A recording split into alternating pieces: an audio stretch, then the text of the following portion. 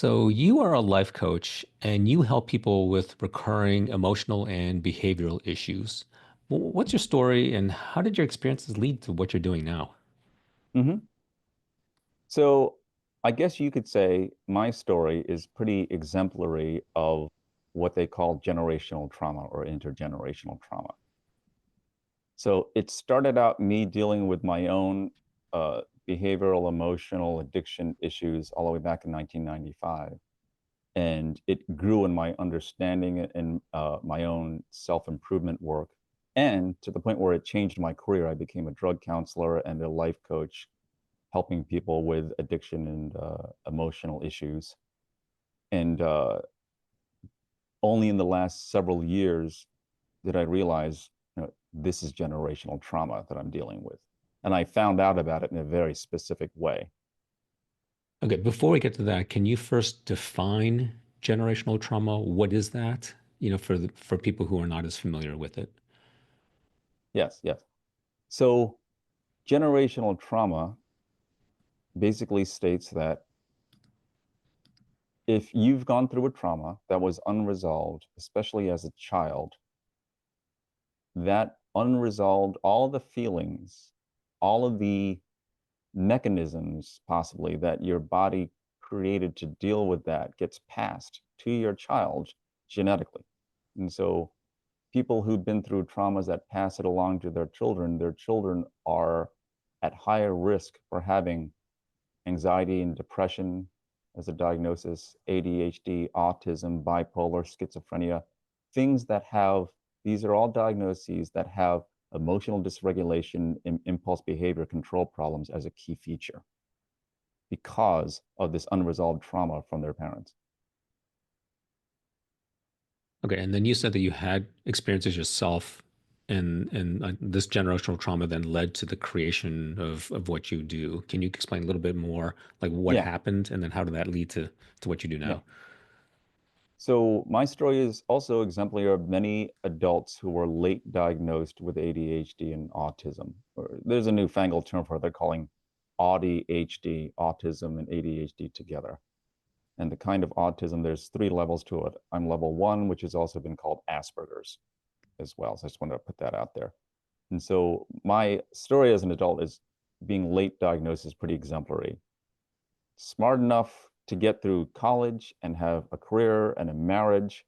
And so at the age of 50, I had a career that I loved in drug counseling. I was already a life coach, helping people on the side.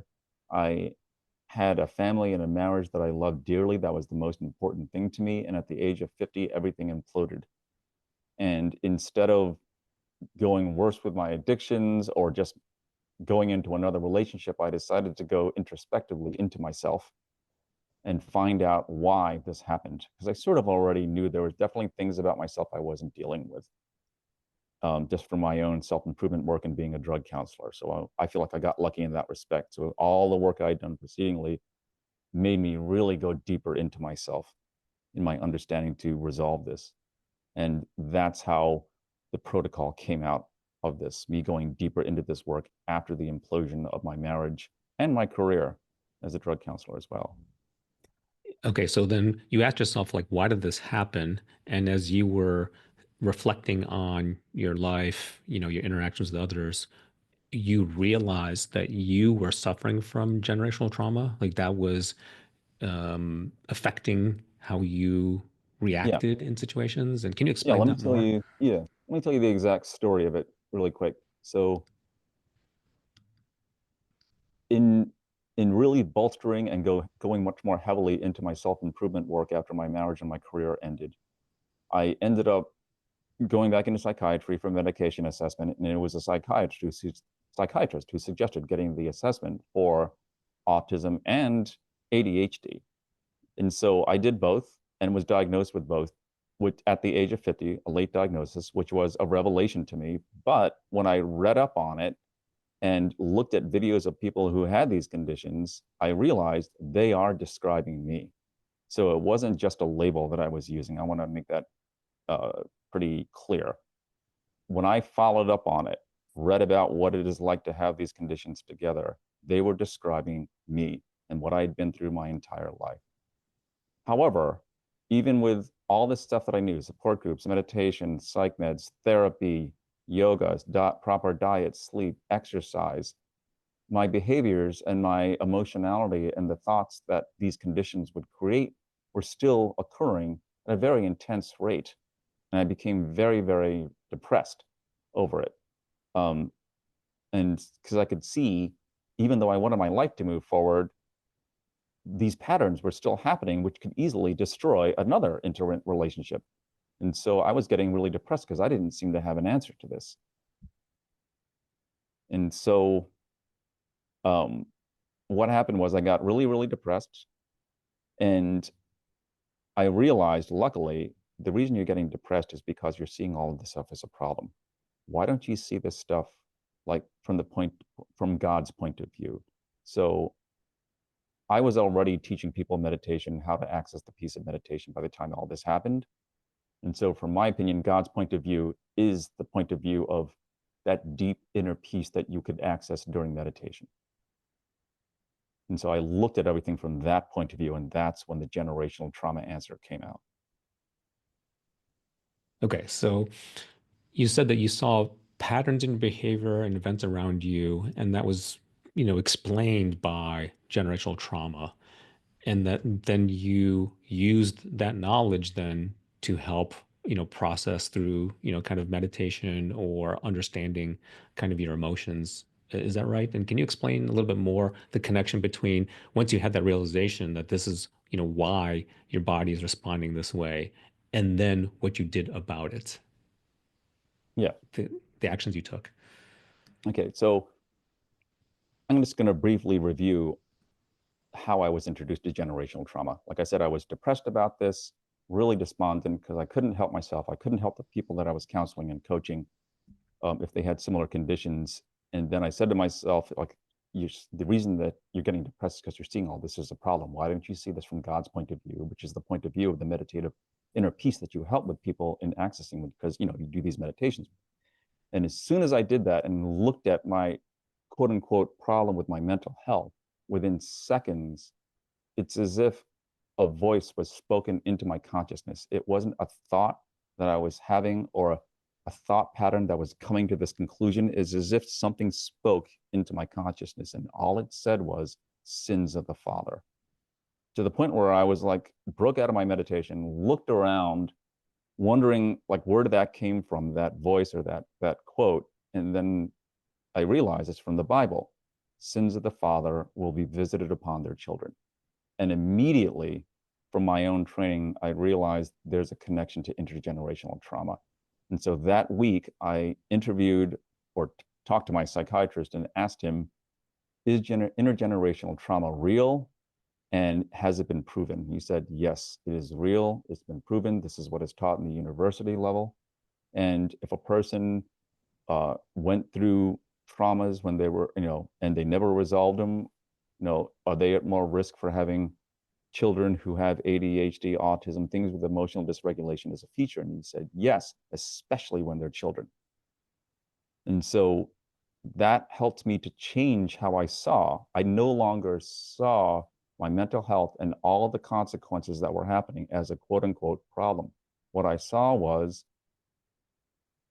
this is how human biology works. This is how God, life, the universe set up human biology to purge out unresolved trauma energy throughout several generations through one or two people in a lineage.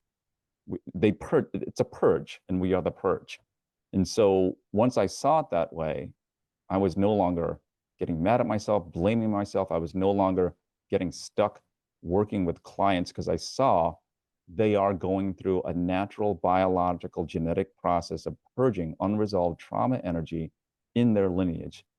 And so what people saw as blaming them for behavioral problems, I now saw as a very specific, even sacred duty or mission that they were given to resolve the generational trauma in their family's lineage.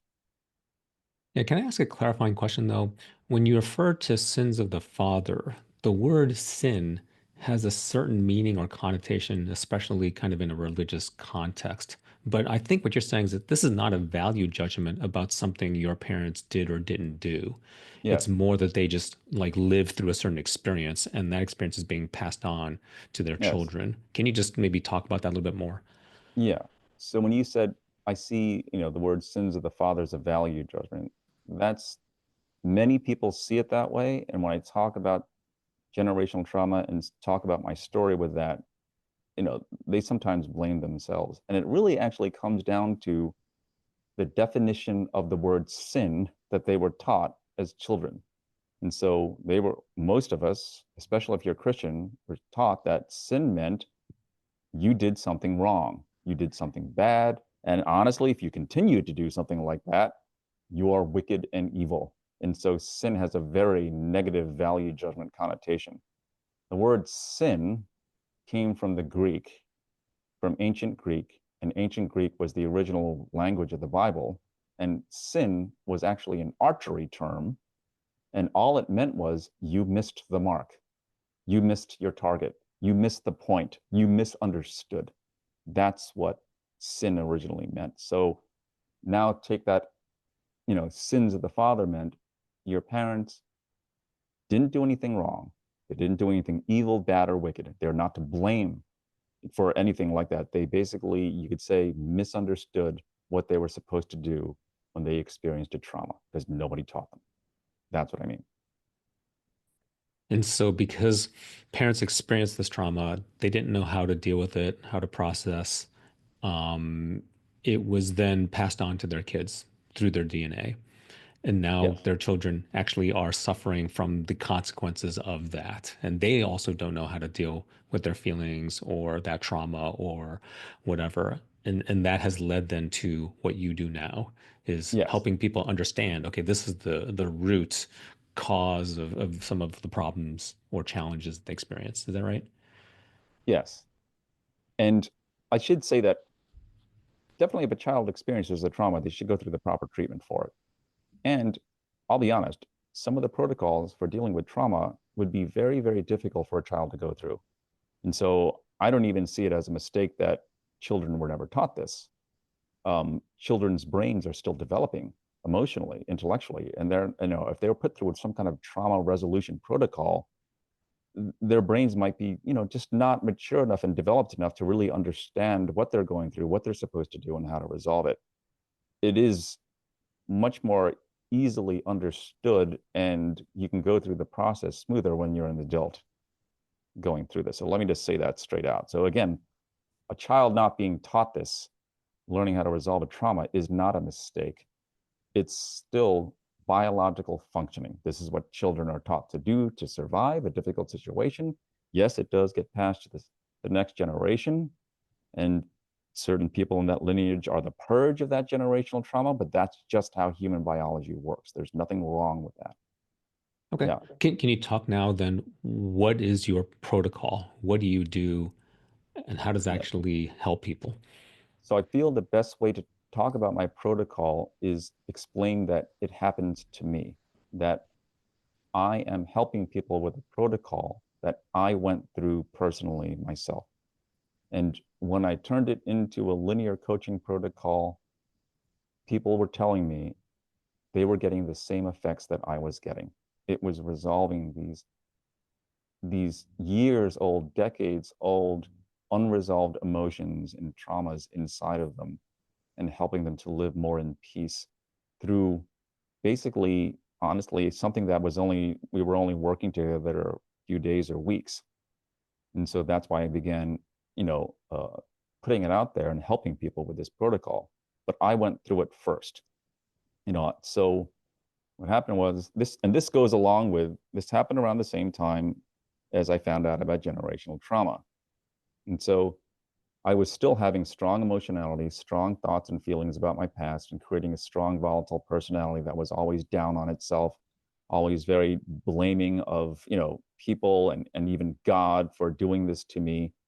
And so at the peak and height of me dealing with the loss of my marriage, a loss of my career, understanding that I was ADHD and autistic, and feeling despondent about like, not seeing if there was a quote unquote cure to this, and then realizing it was generational trauma. It all went and culminated emotionally into a singular event that happened on a day in which all of my emotions and thoughts behind all of my abuse, all the traumas that I went through, the addictions, everything about my personality that was affected by that peaked.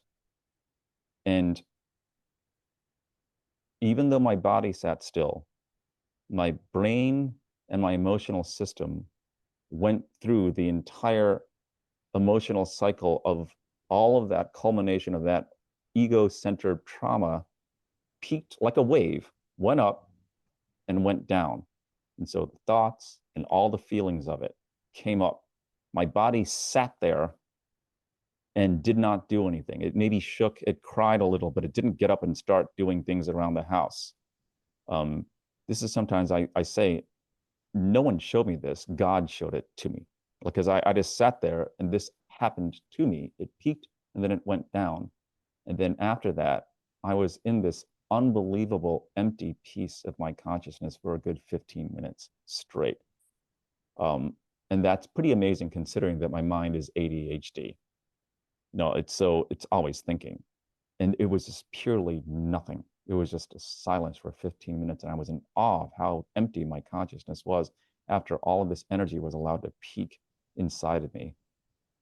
And my body was calmer. And then within 24 to 48 hours, there was also a physical purge of all of this energy that came out afterwards that felt like a small panic attack, but very, like my body shook and it was like a physical purge. When I talked to somebody later on, a friend of mine who went through it, she said, "Oh, it sounds like you went through like some kind of energetic purge, like an ego death or something." I went through that. And that helped me to realize what had happened. I then looked back and realized that that difficult part of my personality, that part of my personality that was holding on to all the trauma, that part of the personality that was created by all the trauma and mental health issues, was greatly, greatly reduced in its emotional intensity, like a good 90% after that 24 to 48-hour event. I then wrote it down to a coaching protocol, and that became what I use now. Yes, that's fascinating. This idea that you had, all of the thoughts, emotions, feelings that peaked, in this wave, and then you had this resolution. One thing that you said was interesting was that it was part of your personality that was holding on to this trauma, and that was what, was reduced or, resolved in some way. What is that? That part of the personality that you were holding on to, or that had been, kind of created to protect yourself from these emotions? Is that what was resolved? Is that you were no longer identified with that trauma or that emotion? Can you explain what happened as part of this process so that you were able to then have a much calmer, more peaceful, existence? Yeah. So I'm going to try to do this quickly because you have to sort of explain what the ego actually is. And so the ego is the part of your mind that's part of the biological survival mechanism of the body. This has actually a very utilitarian function, but very, very important function. So when I talk about the ego, sometimes people say, you're telling me that the ego should be pushed down or it should be, egos need to be, and then there's whole arguments that start with the ego. Let me first say this.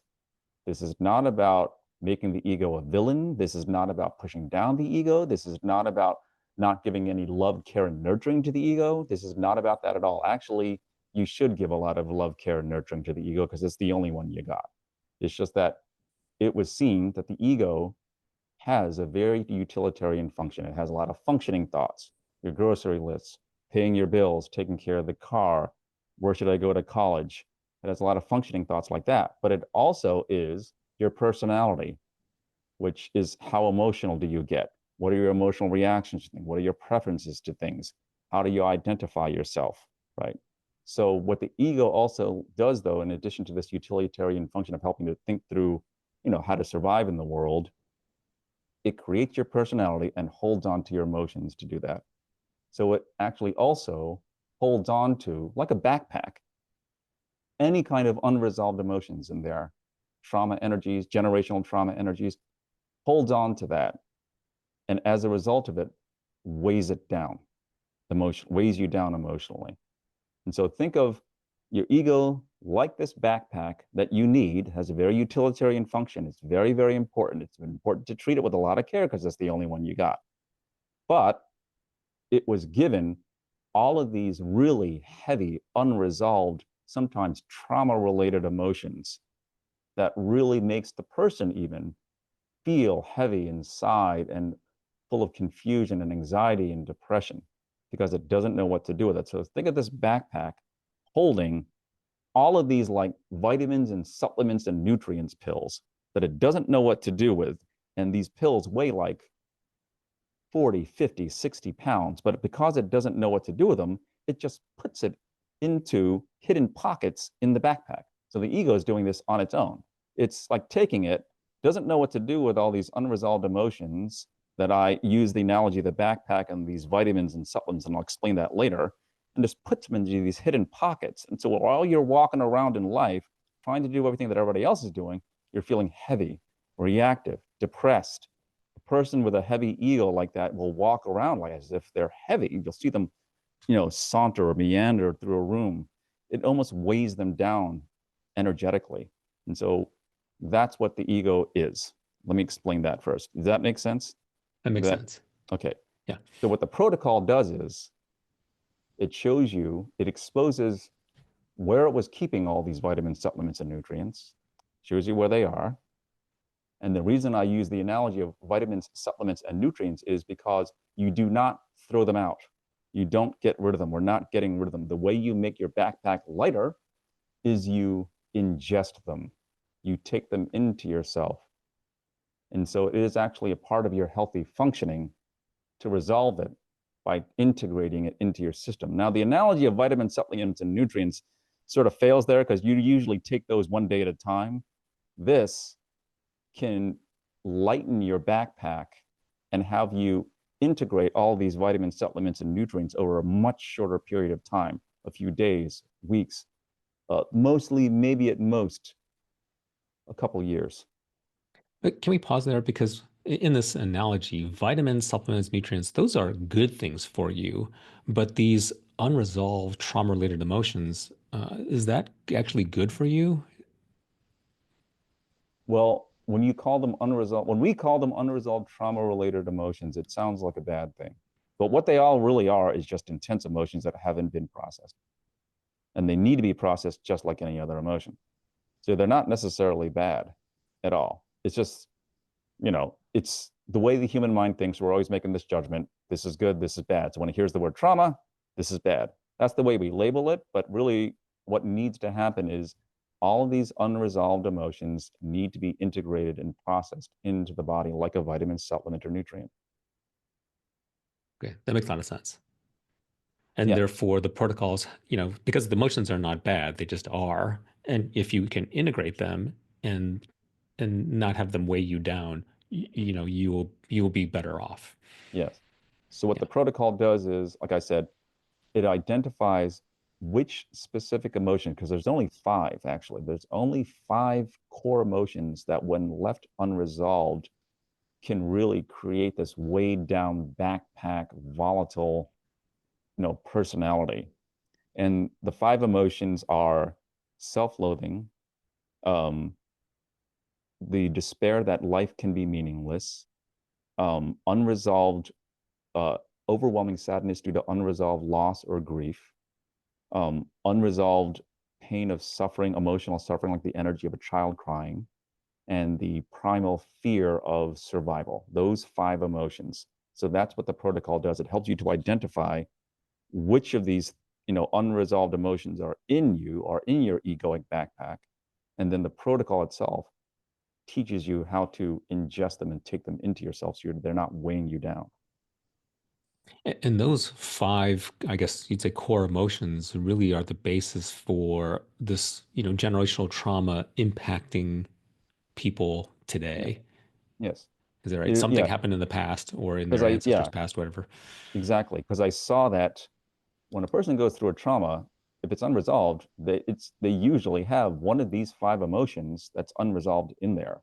Feeling bad about yourself, um, the despair that life can be meaningless if you go through a trauma that takes away something that or someone that you love, unresolved, and then because of that you have unresolved overwhelming sadness and grief, or just unresolved pain of suffering, like you went through child abuse, sexual abuse, and you just have that emotional pain unresolved, or also because you went through a trauma, flight your fight flight system went off, and you never resolved the primal fear of survival that came up. So those five emotions, when I realized it, these are the emotions that a person would experience if they went through a trauma and didn't resolve their feelings. Yeah, that's great. So once people have the recognition that this is the root, this unresolved emotion, which is often trauma related, then once they understand that, then they are on the first step towards figuring out, okay, how to resolve, how to become at Yes. peace. And it's a very specific way, I need to say. So this is really important because I don't want people to start all of a sudden going into their emotions and start feeling them or something like that. First of all, this can be pretty deep therapeutic work. So if you need to work with a therapist, a support group, spiritual teacher, definitely get the help that you need. Definitely. But this protocol is a way to resolve it. So the protocol is really simple. Once we identify what the emotion is, it's very important though to bring up that meditative inner peace that we talk about, that I call sometimes the peaceful presence of the energy of the universe or something. Sometimes people call it the peace of God, but you have to bring that up to help you to process these emotions because it will involve feeling them, but bringing up that meditative peace cushions it. It cushions the entire experience and makes it much more gentle, nurturing, and honestly immediate when you have this meditative piece along with it. And the second important part of it is don't go with the mind. Your mind will want to distract you. It will want to do therapy on itself. It'll start analyzing all the emotions and going into all of its problem solving. Just do not go into your mind. If you find your focus is going to your mind, bring it right back to the feelings and the energy. Because we found in this protocol, when you mainly focus on the energy or the feelings involved, that's what processes it and integrates it immediately, it's life altering, and it's permanent and stuff. So that's what this protocol does. Identifies the feeling, bring up the meditative piece to help you process it, and don't go with the mind. Yeah, so let's maybe talk about it a little bit more because you're not going with the mind. This is in contrast to, I would say, traditional therapy, which tends to be more cognitive, that you're thinking about, the past or thinking about things and trying to work it out in your mind. Oh, this is what happened. This explains it. And what you're talking about is much more just understanding the emotion, the root, core there. Can you talk about the differences between what you're doing and what others might be doing? You Yes. know. So, first, let me say I am not discounting if a person has had a similar energetic shift that healed their trauma through therapy. I'm not discounting that. There is actually a therapeutic protocol that therapists use called EMDR, eye movement desensitization and response, that does something very similar that can do this. So I'm not discounting people saying that I got this resolved through therapy. I'm only going to talk about what happened to me in my therapeutic journey. Because I was mostly using my mind to deal with my problems, it kept on prolonging what it really had to get to. Actually, it didn't ever really know what the problem was. So as long as a therapist would kept on saying, "What's your problem this week?" my mind would just keep on trying to solve problems in a story over and over and over again. And this lasted for a good 2 decades like this. And when I talk to other people who I've worked with in the program of this protocol, they say something similar. Wow, a lot of the therapy that I had, again, I'm not discounting therapists, they're well-intending people. And and their training is valid. It's just what happened to me and what other people have told me, like what I went through resolved something that 20 years, 15 years, 10 years of therapy didn't. And so it's because it goes around it. It just doesn't. That's why I always say, don't go into the mind, just go with the feelings. You know, a lot of the difficulties of your personality, your ego, is resolved quickly at a feelings level. And then all the proper harmonious thoughts of a more balanced, peaceful ego then come out. Yeah, so you're saying that your mind is trying to solve problems in the story. It's created the story. It's trying to solve the problem in the story. And it's the egoic mind that created that story. So once you recognize it's not the egoic mind, that's not the actual problem. Well, The actual problem is something else. yeah. Remember when I made the analogy of the ego and the backpack and the vitamins, nutrients. Okay, this will go along with it. And I said, the backpack of your ego doesn't know what to do with these like 50, 60 pounds of these unresolved emotions, which are the vitamins and nutrients that it stores and it holds on to them. The way it holds on to them is through the story. So when feeling a feeling, the mind gets so scared of feeling certain feelings that it feels are self-destructive, it wraps a story around it. This always happens to me. This goes back to my childhood. I always do this.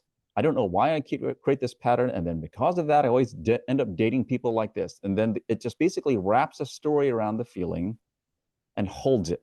It doesn't get resolved. That's how your backpack then holds on to these unresolved vitamins, supplements, nutrients, these feelings.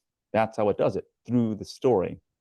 And so, can it be undone through talking about the story? Yes. My experience and the experience of people I've helped is it takes longer.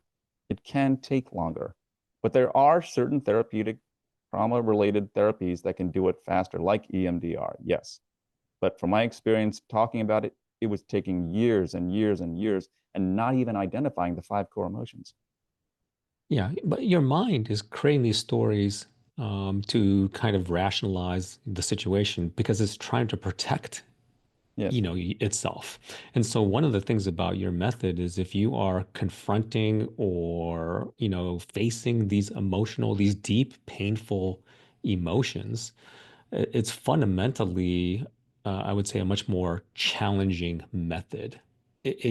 There is a chance of it stirring up things that you cannot control or you cannot manage or that might become a problem. Can you talk a little bit about the concerns of when you dig into your emotions and those really very painful experiences? Yes. What So what first let safety me precautions do you yeah. have? So first let me say I definitely don't bring up painful stories. Like I don't go into the mind. This is not about going into the mind. It might seem like, oh, you're dredging up painful stories and images and memories. We're not, because that's going into the mind. I don't go into the mind with that. And sometimes people think what you're doing is making people wallow and dwell on this. And no, that's not what we're doing. Wallowing and dwelling is wrapping another story around it and it doesn't get resolved. This is going this is all about really just feeling. You're feeling and experiencing the emotions. And so along with this protocol, there are some safety precautions that I have to take into consideration. Is the person feel safe? Is the person sober? They're not taking any mind altering substances. Even something like heavy allergy medication might cause a problem because if it's sedating you, you can't feel your emotions. So being sober is a part of it. Um, being mentally stable, of sound mind and body, not having any delusional, irrational, erratic thinking. And then they also have to really want it. They really have to want to resolve these emotions. So they have to be self motivated. So when those four requirements of safety, sobriety, stability, and self motivation are met, the success rate that I found is a good, like, honestly, 90%, possibly more.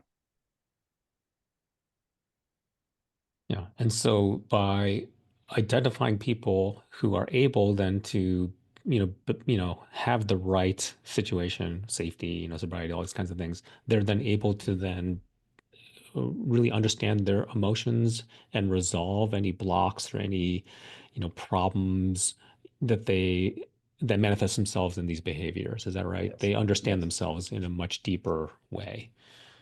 Yes. So what happens is they have these emotional resolution sessions through this protocol, and then they end up reporting weeks, months later.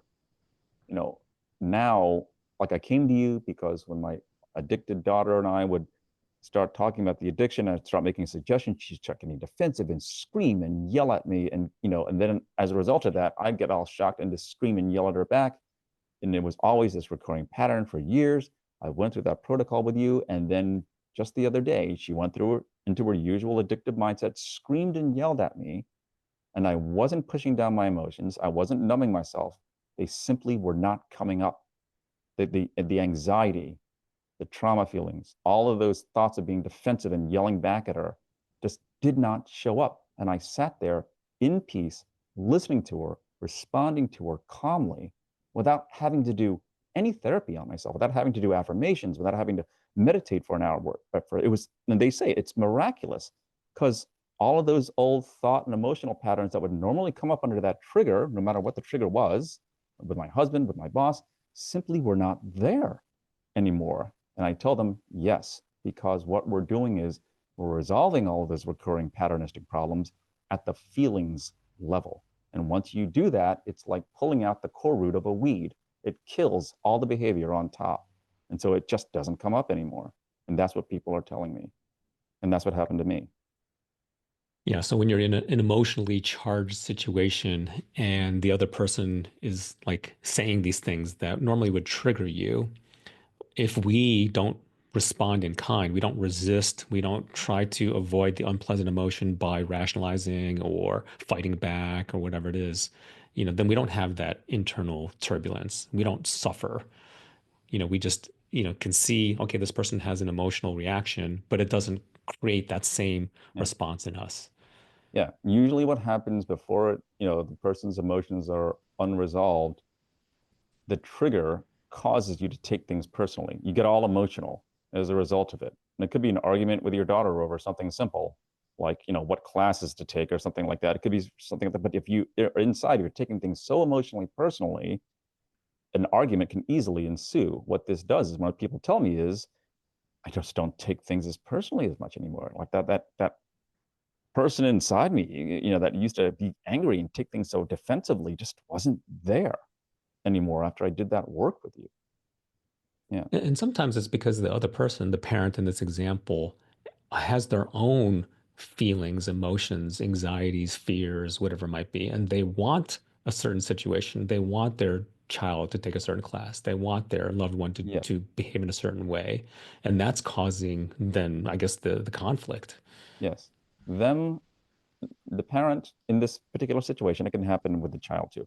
The parent in this particular situation, because they haven't learned to resolve these core emotions, those five core emotions that we talk about, they now go into a conversation about, yeah, what classes to take, what career are you going into, or more severe things like addiction. They now going into this whole interaction with a personal agenda to to honestly avoid feeling these difficult core emotions. And that then can easily incite an argument because their personality now gets defensive because they don't want to have to feel any kind of core grief, self-loathing. And so, and they don't even realize they're operating from this personal emotional agenda. Yeah, it's interesting because a parent might have this belief or feeling that their child has these problematic behaviors, which could be true, but they are also bringing something to that situation where they are anxious or they are feeling fearful about what might happen to their child or their loved one, and they're bringing that energy to the interaction. So they're trying to fix their loved one, Yeah. fix their child, get them to do it their way. And they tell me, I'm just trying to help. Shouldn't my child want a better career or should my child not want to do drugs? And I say, I'm not disagreeing with that. But no, let me know what happens when you usually do your way of trying to resolve it while we get into a fight. Yeah, so I'm not disagreeing with your intent. It's more of how your mind is going about trying to resolve it.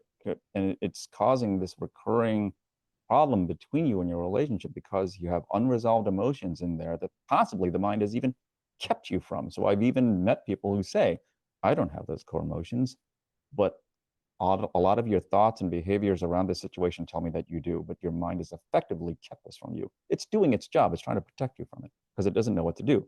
Again, your backpack of your ego is taking all this stuff and putting it into secret pockets back there because it doesn't know what to do and it's weighing you down. That's what's happening. And so that's why self motivation, safety, engaging with this process, and having buy in from the client is of utmost importance when we do this protocol. Because if there's doubt, skepticism, and defensiveness about this, it's not going to work. That's great. I think that's a good summary of what you do and how you can help people in those situations. Anything else that you wanted to add before we wrap? No, it's just, there's a lot more things to cover, and I'm pretty sure there's a lot of questions that come out of this. And so I look forward to, um, talking more about this. And there also on the website, there is access to the book that I wrote about this called Resolve. And in that, you might have a lot more of your questions answered. So if you go to the website, that's in the description of this video, you can have access to the book that I wrote about this.